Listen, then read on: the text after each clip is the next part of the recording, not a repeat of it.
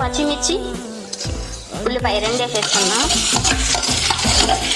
ఈ బ్యాగ్ని కాదు ఇది కాకుండా అల్లం వెల్లుల్లి పేస్ట్ మనం తయారు చేసుకొని వేసుకుంటే చాలా అంటే చాలా టేస్టీగా ఉంటుంది ఈ కర్రీ, ప్రాన్స్ కర్రీ. ఇది టమాటో వేస్తుంది. ఈ టమాటో మిక్సీ బట్టి వేసుకోవచ్చు. చాలా బాగుంటుంది.